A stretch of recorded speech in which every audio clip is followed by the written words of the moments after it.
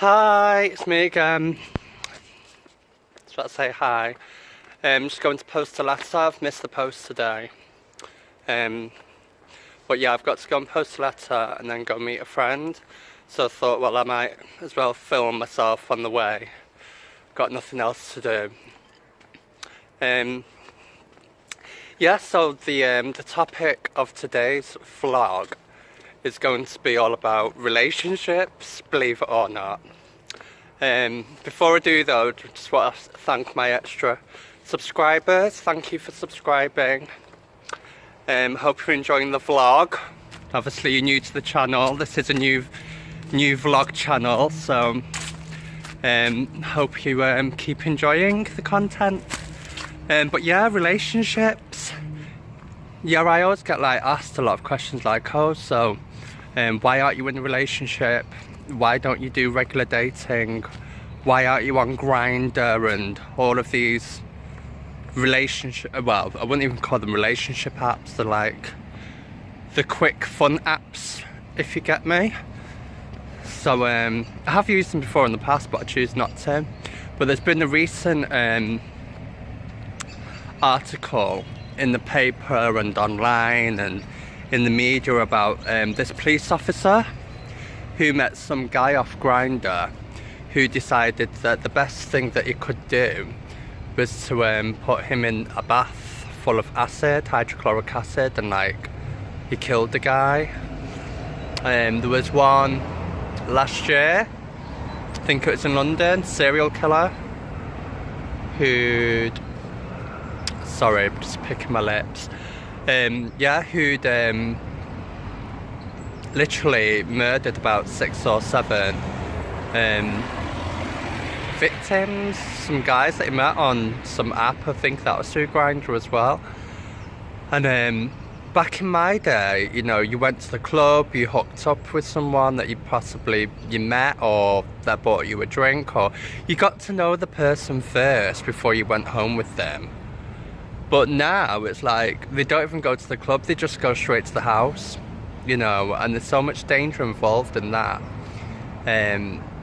You know, so that's one of the reasons why I choose, but it's not like I don't choose today, it's that I choose not to use those dating apps. You know, I had a friend not so long ago, a girl, if you're watching this you'll know who I'm talking about, but she was addicted to, was it Tinder? She was literally addicted to it every day. Like, you couldn't get her off it, you know, and she was looking at this profile, that profile, and she was going to hook up with this person, and she was going on different dates every week. And I was like, you know, you need to be careful about who it is that you're meeting, because you don't know, anything can happen.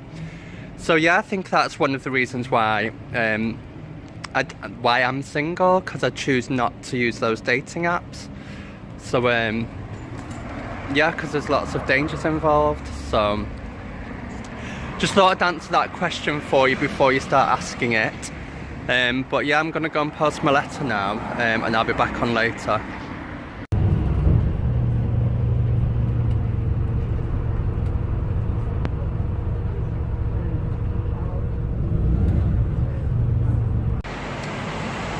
Right, so it looks like I've missed the post, but it is a bit late.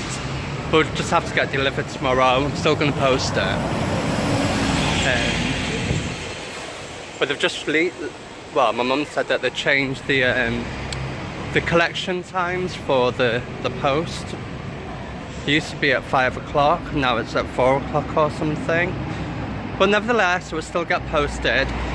So just to let you know what the content is of the letter that I'm posting, it's for a course that I've been accepted on, which involves, in fact, let me just film me posting the letter. Oh no, 5:30 it closes, but I'm still late. Here we are, British Post Box. That's what we post our letters in. So there goes the letter. Bye. As you can see, it says 5:30. I don't even know what time it is now, but it's way past 5:30. But yeah, the content of the letter has been accepted onto a course, which is Hospitality Business Management. And it's, what, a 7-month course, and that should give me better access to, well, to better jobs, really. So it's from November till June, 7th of November till 17th of June, I think it is. And it's all like home-based, so home-based study, which should be a lot easier for me, considering that I am in between jobs at the moment. So if I do get a job or have interviews lined up, at least I can let them know or express to them, you know, that I do have this course to do. And it should give me a better career prospect at the end of it. You do get a nationally recognised qualification. So yeah, so I should be able to get the paperwork for that within the next week or so. Anyway, back to relationships. One of the comments that I left on one of Casey Neistat's videos is that his girlfriend / wife, fiance, whatever she is, she always looks so upset. Well, not upset, but like sad. She looks sad all the time, and I was thinking, well, is it because he's just constantly filming himself 24/7? So one of the reservations I have is that, you know, if I was in a relationship, I don't think I'd be able to do this. Or would somebody accept somebody filming themselves 24/7? It's a bit of a grey subject, really, isn't it? It's like, well, what if that person doesn't want to be filmed, or doesn't want you filming yourself at certain times of the day, or, you know, just like giving them attention and stuff. So yeah, that's another factor I think is keeping me from getting into a relationship. But the other thing is that there's very few people that I'm actually interested in. You know, I think you get to a certain age and you think, well, I'm tired of the same old routine. Like last year I was in a relationship with a guy very briefly, and it was all very nice at first. You know, they say, like, I would call it like the honeymoon period, where you totally loved up. Well, I wouldn't say loved up, but like you were in lust. I think lust is different to love. But yeah, it was all very heavy at first. He had issues, basically. He had a lot of issues. And I was going out to work every day, supporting him, and coming back and like cleaning his flat, and just like basically being a father to him instead of actually being a partner. This is just my own personal preference. Would rather be with somebody who's employed, you know, because it gives you greater stability and allows... Excuse this. Sorry, there's just too much noise on the platform. Are we done? Thanks. Yeah, but back to what I was saying about the relationship that I was in, and it was quite traumatic, you know, the way it ended. And he was really quite controlling. He didn't believe that, or couldn't accept the fact that I'd been in relationships prior to him, which was a bit bizarre. And it sort of like scarred me. I think once you go through a bad relationship, it's sort of like, well, for me, obviously it's different for different people, but for me, it does actually make you a little bit more wary about people, a bit more cautious, a bit more like untrusting. Like you distrust people that you meet, or potentially that you might meet, or who are interested, and you think, you know, what are their ulterior motives, you know, are they mentally sound? All of these questions start going through your head. And I think that's one of the other factors that has let me, you know, keep my guard up, so to speak. And people talk about love, and I've only been in love once in my life. you know, once many years ago, and I think it's very hard to replicate that with somebody else, especially when it was real, genuine love. It is very hard to repeat that with somebody new, and not everybody meets up or lives up to your expectations.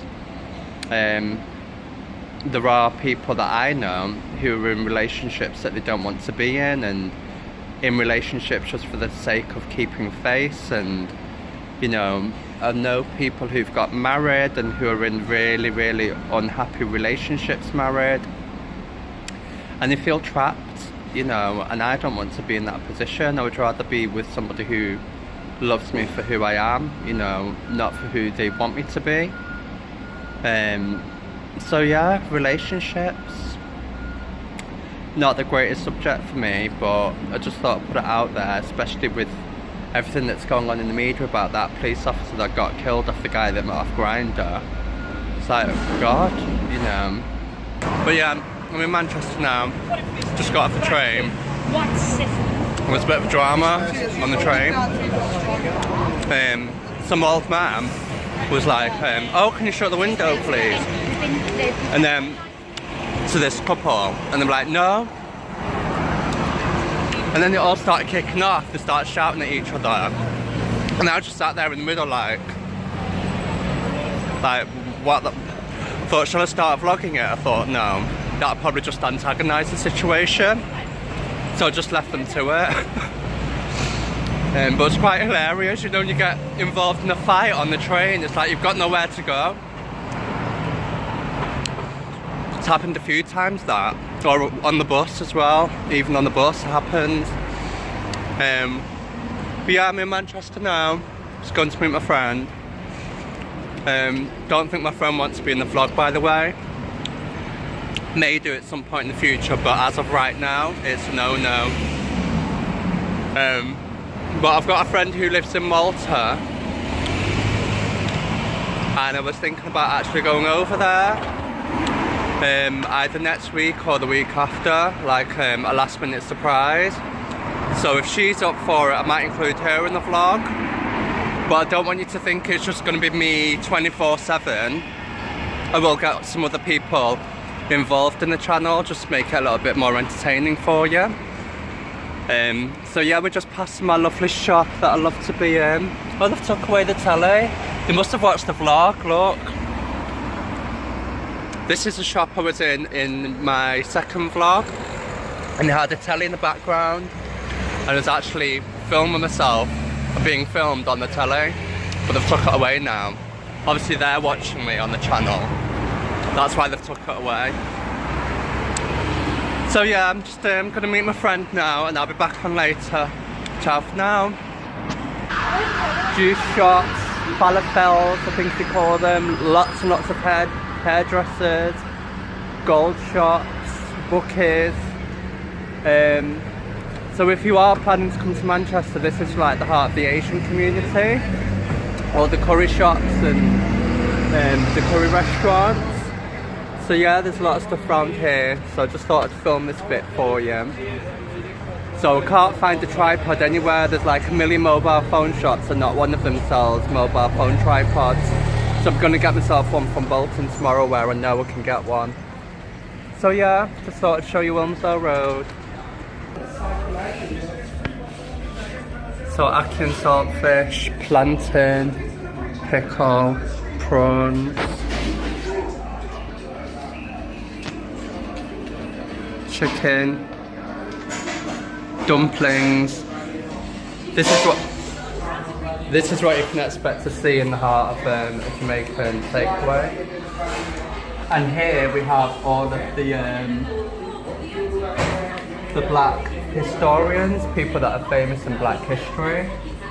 And this one here is Queen Nanny, or Granny Nanny we call her. This is where we originate from in Jamaica. She's on the Jamaican dollar bill. Yeah, she's on the Jamaican dollar bill. But we did some research and we actually found out that we are descendants of her. From the Maroon people. Was it the Arawaks? The Maroons. The Maroons. But yeah, they've got everything. All of the Mary Black History, Seacole. Mary Seacole, They've just Rosa Parks, released a statue of Mary Seacole in London as well. Queen Mother Moore, Marcus Garvey, Dick Gregory, Haile Selassie. So yeah, you can get all of your Black History here in the takeaway.